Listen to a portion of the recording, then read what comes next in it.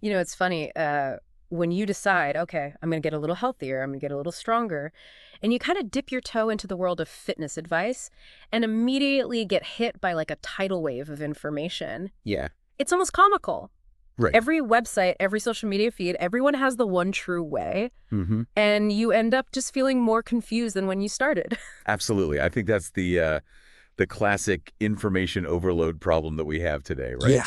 Too much information. Too much information. Which leads to paralysis. Yeah, and so how do you cut through the noise? How do you know what to focus on? What actually applies to you? And that's what we're doing here on the Deep Dive. Right. We're going to take a machete to the jungle of fitness information and carve out a clear path for you.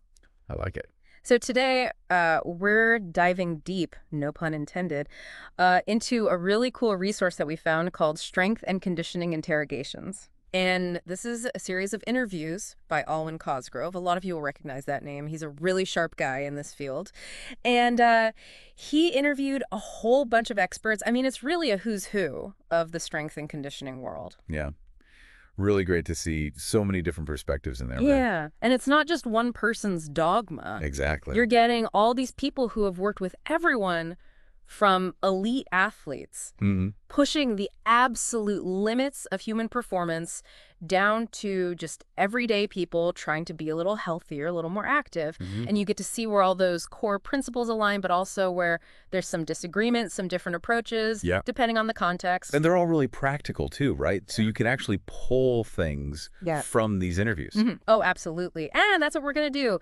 Our mission today is to extract the key actionable insights on training, nutrition, and recovery that you listening to this can actually take and apply yourself. Doesn't matter if you're a seasoned gym veteran or if you're just starting out, we're going to uncover some genuine game changers for you here today. So, big promises. Big promises, yeah. Delivering, hopefully. Okay, so let's get into it. A lot to cover here. Where should we start? What do you think is a good way to build that solid foundation? I think we probably have to start with the training side of things, right? Okay. And if you look across all of these different interviews, it seems like the fundamental training principles are a really good place to start. All right, fundamentals. So Josh Henkin in his interview was really emphatic about this. He was saying success in training, true success in training comes down to mastering those fundamentals. But here's the thing. A lot of people think fundamentals are easy. Yeah, I think it's because they're familiar, right? Yeah. Everyone knows what a squat is or a push-up is, but they just don't put the effort into mastering them. I see. So they think because it's simple, it's easy. But really, the mastery is where... And the mastery is where the magic happens. And Rachel Cosgrove echoed that as well. She was highlighting how even for the really high-level athletes, pushing for peak performance, it's that relentless focus on the fundamentals that allows them to keep progressing and stay injury-free. Yeah, that makes a lot of sense. So Tony Reynolds, he had a slightly different way of looking at it. He talked about training movements, not muscles. Right. What does that mean? What does that look like for someone who's used to, you know, biceps on Monday, legs on Tuesday, that kind of thing? I think it means moving away from isolation exercises, right? Yeah. So less focus on bicep curls or triceps extensions and more focus on things like pull-ups, rows, squats, deadlifts. So compound movements. Compound movements, exactly. And the reason is because those exercises use multiple muscle groups at the same time, which is more like how our bodies are actually designed to move. Okay. We don't just isolate a bicep in real life. Sure, yeah. So it's a more functional way to train. Makes sense. And if you're doing compound movements, you're also generally working more muscles in a shorter period of time. Okay, so more efficient too. More efficient as well. So building those solid movement patterns is key. Yes. Then we had Mark Boyle, who jumped in with this concept of progressive overload. For someone who's maybe just starting out, how do they even wrap their head around that? What does that look like? Well, at its core, progressive overload is all about constantly challenging your body over time. Okay. You're essentially trying to do just a little bit more than you did last time. So for someone starting out, that might mean gradually increasing the number of repetitions they can do with good form. Okay. Or maybe adding a little bit more distance to their walks each week. As they get stronger, then they might start adding weight to the bar or reducing their rest periods. Okay, so it doesn't have to be a huge jump each time. Exactly. It's just that consistent. Just that consistent. A little bit pushing. Yeah. Okay. And it's that consistent nudge that tells your body, hey, you need to adapt, you need to get stronger. So if you're not doing that, If you're just kind of staying the same week after week. If you're doing the same thing, you're probably going to plateau. All right, plateau. Okay, so we've talked about building those movement patterns. We've talked about progressive overload. But then we had CJ and John Wellborn, and they were really clear that proper form and technique are paramount. Absolutely. Even if it means leaving some weight on the rack. Yeah. And sometimes that's really hard, especially for beginners. They want to go heavy. They see other people. Ego gets in the way. Ego gets in the way. Yeah. Why is that so critical? Well, because you're essentially building a foundation, right? Oh. And if you build that foundation with bad form, you're setting yourself up for problems down the road. Mm-hmm. Not only are you increasing your risk of injury, but you're also not going to be as effective because you're probably using other muscles to compensate. I see. Okay. So it's better to start with lighter weight, nail that technique perfectly, and then gradually increase the weight as you get stronger.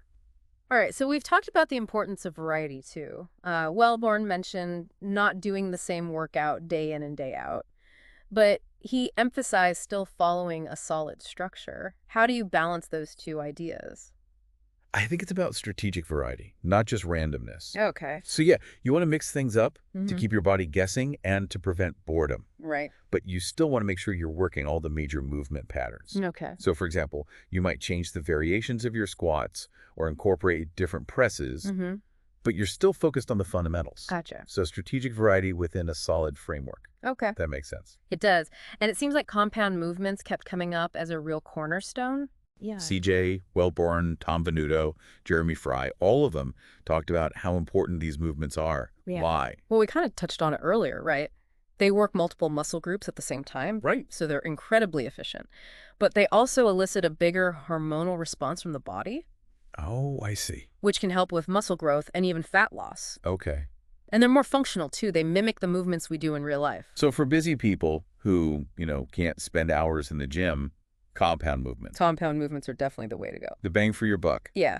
Now, Jeremy Fry brought up this conjugate or concurrent system. This sounds a bit more advanced, right? It is. He was talking about using different methods to induce muscle tension. Can you break that down a little bit? Sure. So essentially, you're training different qualities of strength within the same week or training cycle. Okay. So instead of just focusing on lifting the heaviest weight you can all the time, you're also doing things like moving lighter weights explosively. Or doing higher reps with moderate weight. And the idea is that you get a more well-rounded strength development. Makes sense. It's not just about being strong in one way. Right. It's about being strong in multiple ways. Yeah. Okay.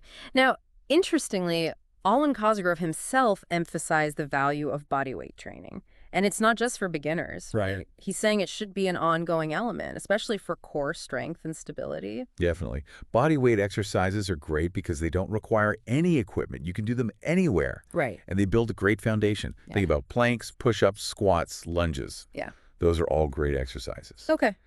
And they really target the core, which is so important for everything. For everything. Yeah. Yeah. All right, let's shift gears a little bit and talk about endurance. Nick Grantham was talking about the benefits of interval training over that long, slow, steady cardio, which seems to be the general consensus these days. Yeah. Interval training just seems to be more effective. You get more bang for your buck, so to speak. You're working harder, but for shorter periods of time. And you're getting better results? Is that what you're saying? That's what the research seems to suggest, yes. Okay.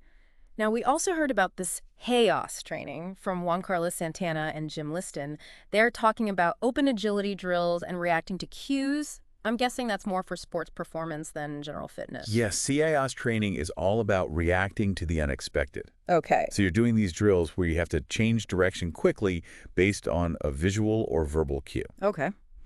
And it's great for developing agility and decision-making skills in athletes, but yeah, not so much for general fitness.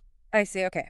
So one thing that really stood out to me, it came up over and over again, was this idea that training programs should be adapted to the athlete and not the other way around. Tony Reynolds and Alwyn Cosgrove were both really strong on this point.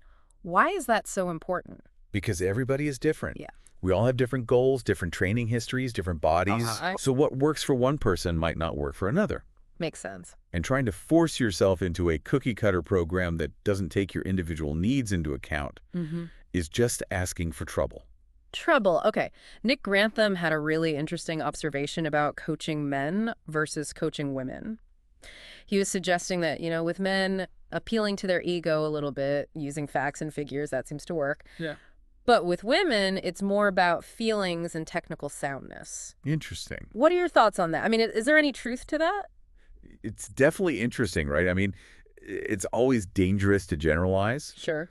But there could be some truth to it. Some people are just more motivated by data and seeing those numbers go up. Yeah. And others are more in tune with how the exercise feels. Okay. A good coach should be aware of these differences and adapt their approach accordingly. Lane Norton, he brought up an interesting point about women potentially needing more cardio to get leaner in the lower body. Yeah, that's a pretty nuanced point. Yeah. It has to do with blood flow and stubborn fat, right? Yeah, the idea is that certain areas of the body, like the lower body in women, can have less blood flow Okay. and more of those stubborn fat cells. So increasing blood flow through cardio might help, I see. but obviously diet is still the most important factor Right. for fat loss in general. Okay, so just to wrap up this training section, Lane Norton was describing his approach for getting Mr. Smith in shape for that movie. Oh, yeah. And he started with that depletion style training for initial fat loss and then moved to heavier lifting and circuits. Why that kind of phased approach? Well, I think the idea is to create a really drastic shift in body composition quickly. Okay. The depletion phase with those high reps and short rests really depletes the muscles. Mm-hmm. And then you transition to heavier lifting to build the muscle back up. So you're kind of shocking the system. Yeah, it's a pretty extreme approach, but it can be effective in a time crunch situation. Okay. That's a great overview of all the training stuff. Let's switch gears now and talk about nutrition. And the experts had a lot of great practical advice here. They did. For how to fuel your body properly, regardless of your goals. And a really consistent message across the board was the importance of whole, unprocessed foods. Cameron Moore and Josh Hankin both emphasized eating real food that's as close to its natural state as possible. And, learning portion sizes. Yeah, and John Berardi took it even further. He was saying that you could almost completely avoid reading nutrition labels if you just stuck to shopping the perimeter of the supermarket. Oh, interesting. Where they have all the fresh produce, the meats, the dairy. Oh, that's a great tip. Yeah. That's really simple and actionable. Mm-hmm. Okay, so when it comes to specific goals like fat loss, what were some of the key nutritional strategies that emerged? Well, the most fundamental principle for fat loss is creating a calorie deficit, right? Okay, so eating less than you burn. Eating less than you burn. Simple in theory, not always easy in practice. Yeah, exactly. Mike Mahler, Tom Venuto, Lane Norton, they all emphasize this.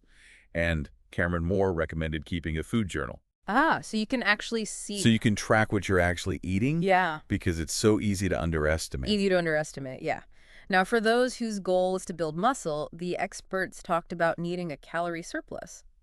So the opposite of fat loss. Yeah, the opposite. Why is that so important? Because if you want to build muscle, you need to give your body the building blocks and the energy to do it. Mm-hmm. So you need a calorie surplus. You need enough protein to build new tissue.